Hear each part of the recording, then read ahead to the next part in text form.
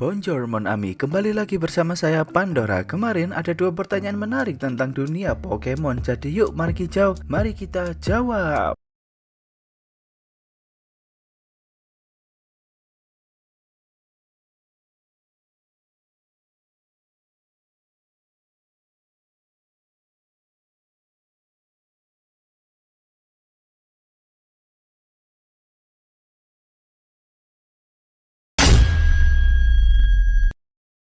Disclaimer, jawaban ini berdasarkan opini saya pribadi dan sedikit research dari Google, game, dan anime. Pertanyaan pertama adalah, Bang, kenapa Dragonair saat evolusi jadi punya tangan? Padahal lebih cocok kalau jadi seperti Milotic.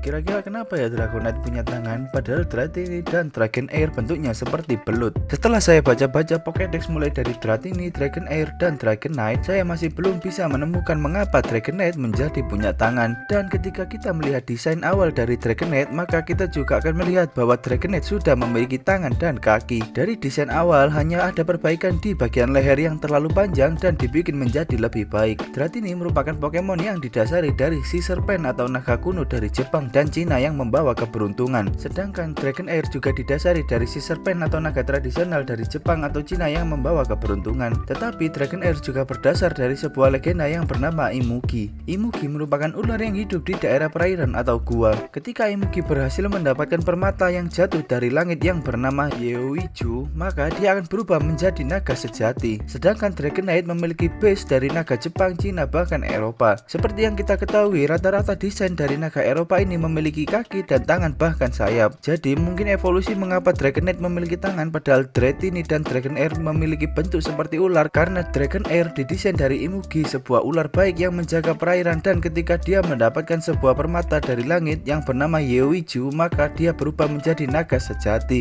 yaitu Dragonite yang memiliki desain berdasar dari naga Eropa. Kalau kalian berpikir bahwa Dragonite mempunyai tangan karena cerita ini, saya sendiri pun juga nggak tahu benar atau enggak. Tapi yang pasti ada di animenya, yaitu Pokemon Journey di episode 10.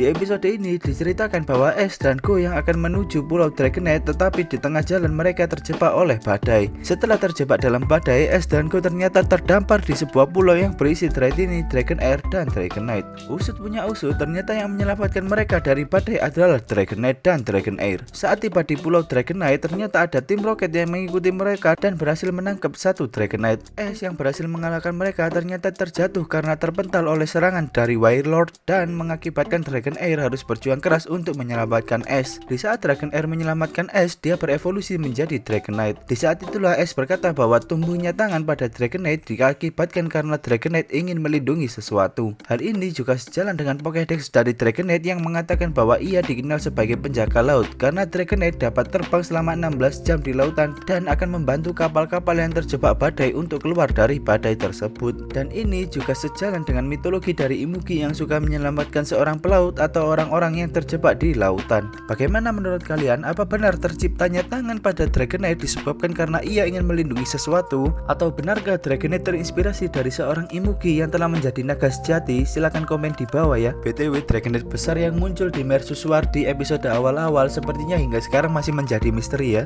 Atau kalian ada yang tahu? Silahkan komen di bawah. Lanjut, pertanyaan kedua adalah, Bang, kenapa Pikachu takut sama Thunderstone?